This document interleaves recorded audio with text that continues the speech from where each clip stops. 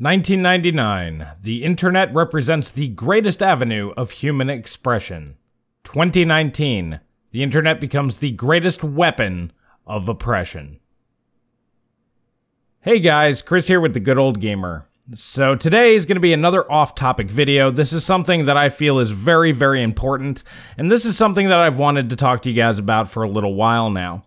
This is going to be more of a free-form video. I'm just going to go over some basic information about what's going on out there. I'm going to leave links in the description below. I'm not going to cover each and every point in this topic because there's so much information out there, so you're going to need to do your own research on this, but I'm going to give you a quick overview here. And what we're going to be talking about today is how the internet is now being used as a weapon against individual people. Now, I pulled up this article from Business Insider. This was done back in May 2011, so we're talking about 8 years ago now, essentially. And back then, this is when I first knew that the internet was definitely changing, and this is when people started getting fired for simply posting stupid shit on Facebook. Now, I'm not going to go through this article here because it doesn't really matter. Some people do stupid things on Facebook. We understand that. And nowadays, most people in the workplace understand that maybe I shouldn't say anything bad about my company, and maybe I shouldn't be in my uniform, going out and getting drunk and things like that. Back then, 8-10 years ago, people didn't really think of it like that because Facebook really, it has nothing to do with your business. Your business was your business, and where you worked really had no business being in your business, if that makes any sense. Back in the day, pretty much what you did online, no matter what it was, and no matter where you did it, had no effect on your actual real life. It was about that time, about 10 years ago, when these things changed. But the big topic of today is about Vic Mignogna, and I probably butchered his last name. It's kind of an awkward one, so I do apologize if I got that wrong. And he was actually the voice actor for Broly in the brand new Dragon Ball Super movie, which, as you guys know, I actually saw and I really enjoyed. I thought it was a really, really great movie. Now, what's been going on, I'm just going to do a brief overview here. Like I said, I'll leave links in the description below. Actually, this video right here, I'll leave a link to this. Basically, it goes over a lot of the details that are going on, and this is now being called AnimeGate. So Vic was fired a few weeks ago now, basically because of allegations floating around on the internet claiming that he engaged in inappropriate behavior. Now, there's been no proof, no evidence, and no substance to any of this. The only things that I can see after weeks and weeks of this being discussed all over the internet, you may or may not have heard about this, but the only things that I can find about him is the fact that he's a very touchy-feely kind of guy. If you grew up in the East Coast, northeast portion of the United States, people over there, they're very touchy-feely. You go to a wedding or a party or something, somebody's going to grab you, give you a hug, maybe give you a noogie, pinch your cheeks. That's just the way that some people are. That's the world that I grew up in. I grew up on Long Island, and that's how things were for me. And that's kind of how he acts, and I think it's because he's a very confident person. When you see some of the videos out there and some of the footage, he's almost acting like a wrestler, He's trying to make people feel comfortable by being so over the top. And that's just his personality. But there's no indication there that he's doing anything wrong. He may just be a little awkward with some people. If you're one of those people that are like, stay out of my bubble, that's really the most damning thing that I can see against him. And yet this man was fired from his job, and he has lost his career. Nobody is going to hire this guy. He's a voice actor, a professional voice actor. He's worked on many large titles out there. One of the big ones was he was Edward Elric from Fullmetal Alchemist, which is a great and popular anime series. And now he can't get a job anywhere because he's been essentially blacklisted because his name has been smeared all over the internet. This actually reminded me of an episode of The Orville that I watched not too long ago called Majority Rule. If you haven't seen this episode of the show, you should definitely check it out. It's a very good satire of the whole situation going on with Vic. Essentially, in this on this planet, you have an upvote and a downvote button attached to you at all times. If your downvotes go below a certain threshold, they just basically lobotomize you. That's the way that this society worked. Social media and popular opinion became law.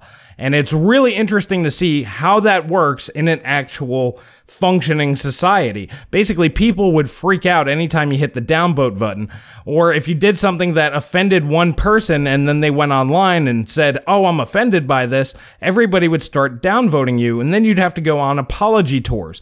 And this is something that Vic unfortunately had to do.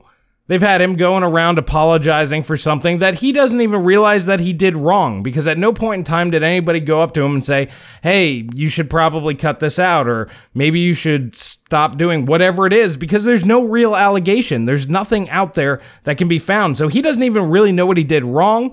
He has apologized for being overly friendly with people, which God forbid that people be friendly to each other nowadays in 2019, because that apparently is enough to ruin your life. But essentially, they did the same thing in the Orville, and it's really scary that this is happening in real life today.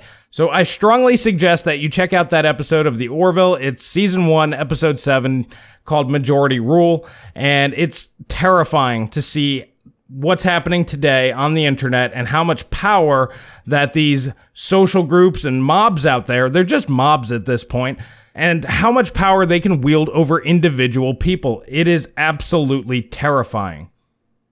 As I started off with, 20 years ago, the internet was fostering creativity, innovation, different ideas, stupid jokes, and cursing at and yelling at 12-year-olds in video games. And of course, while there were bad elements back then in the world, most people were just having fun interacting with each other.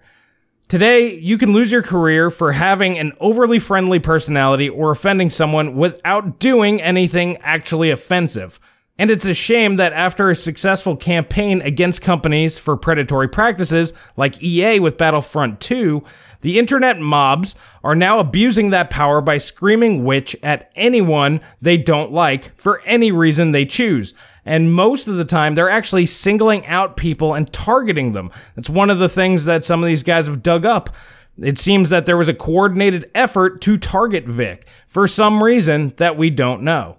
Honestly, companies need to stop listening to these people. Once you give the mob any power, they will continue to crave more of that until something eventually will have to give. Like I said, it's really terrifying that we find ourselves in this situation, and the fact that collective groups of people will single out individuals to take their careers. I remember one video I was seeing, they actually have an entire list, like there's a Google Docs list of stuff for people to reference so they can spit out information to perpetuate this. This is disgusting, and like I said, it really falls in line with the Orville and the way that that society worked. Honestly, companies need to grow a backbone and stand behind their employees. If their employees haven't broken a law, they need to stand behind them and wait until an actual legal investigation is performed. Now, companies can fire people for any reason that they want. However, what message are you sending to people that you will throw your own under the bus just because a few dozen people on the internet start throwing temper tantrums? If there was real credible evidence out there, I wouldn't be doing this video. I'd be going, okay, a guy got fired for doing stupid shit on the internet, or just doing stupid shit in general. We don't freak out over people getting fired when there's an actual reason, but in this case, there is no reason, and the fact that it seems like a very targeted case against this guy, at least at this point, has done nothing wrong that any of us can find.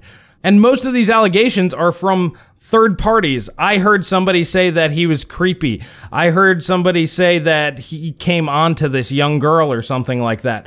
The actual people that are supposedly being assaulted or being taken advantage of, none of these people have come out. And in fact, there have been pictures of like Vic giving somebody a hug or kissing somebody on the cheek, you know, one of his fans at a convention. And one of their pictures was being used to like slam Vic, and the actual person that was in the picture came out saying, no, this was fine, you know, I had a great time, he's a nice guy.